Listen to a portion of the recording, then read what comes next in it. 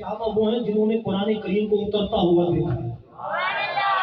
اس زمانے میں وہ لوگ کہ جبریل امین علیہ السلام کے بارے میں سنتے ہیں، صحابہ وہ ہیں جنہوں نے جبریل کو دیکھا ہے۔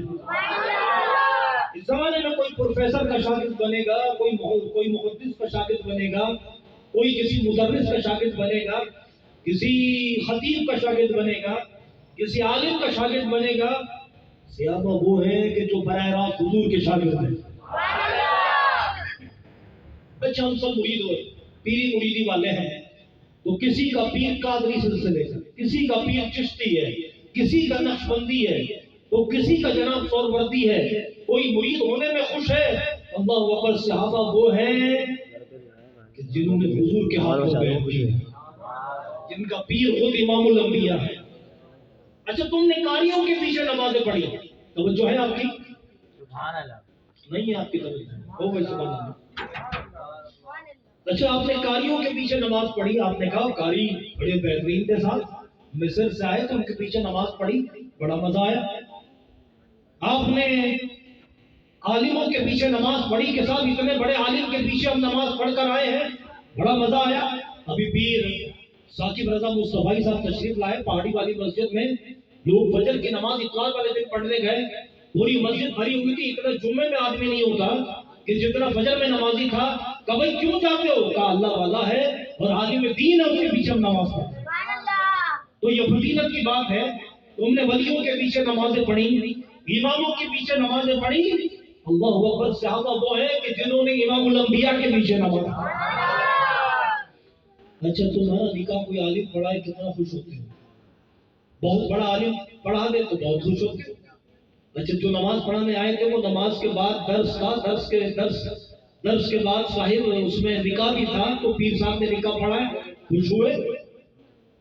کسی مفتی صحیح العقیدہ سنی عالم نے نکاح پڑھایا، خوش ہوئے؟ آپ خوش ہوتے ہیں؟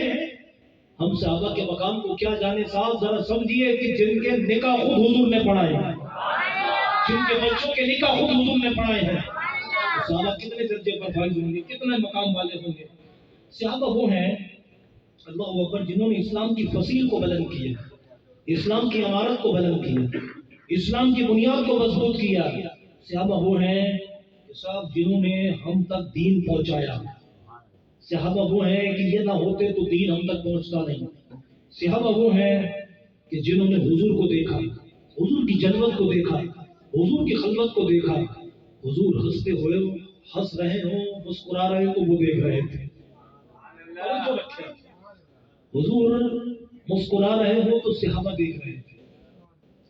حضور علیہ السلام جب چلتے تو صحابہ دیکھ رہے تھے۔ اب کوئی یہ پوچھے کہ بھائی حضور کو کس نے دیکھا، کیا جواب دیں گے؟ صحابہ نے دیکھا۔ یہی جواب ہوگا آپ کے پاس؟ کوئی ڈر کیوں ہے؟ بتائیں نا، حضور کو کس نے دیکھا؟ حالات زندگی میں ظاہری طور پر کس نے دیکھا؟ چلتے پھرتے کس نے دیکھا؟ مدینے کی گلیوں میں کس نے دیکھا؟ بولو صحابہ نے۔ ہجرت کی رات کس نے دیکھا؟ ہجرت کے بعد کس نے دیکھا؟ اللہ اکبر، میں ایک بات کہہ دوں، جب جنازہ ہوتا ہے صاحب کسی کا تو کہتے ہیں آخری دیدار کے لیے پہنچو۔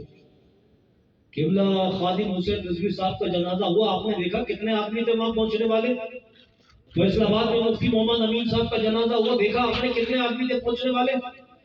ایک عالم دین گزرے علامہ منظور احمد فیضی صاحب امجدیہ میں، ان کا جنازہ ہوا، جسد خاکی دفتر کے کمرے میں رکھا گیا، اور بتانے والے بتاتے ہیں کہ حضور علیہ السلام کو ایک بزرگ کے خواب میں حضور علیہ السلام نے یہ فرمایا ہے کہ جو اس عالم دین منظور احمد فیضی کا جنازہ پڑھے گا اس کی مغفرت کر دی جائے گی۔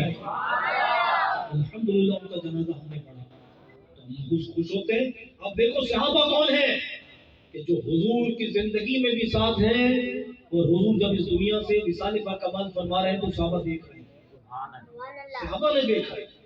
اللہ اکبر، تو صحابہ کا بڑا مقام ہے۔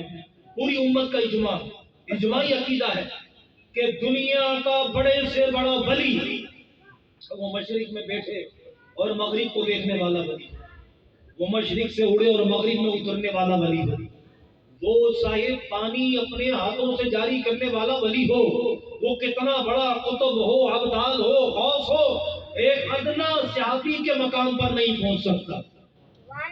یعنی کوئی ولی کوئی ولی یہ سارے اور خطب ابدال کے اندر مل جائے کسی صحابی کے مقام پر نہیں پہنچ سکتے.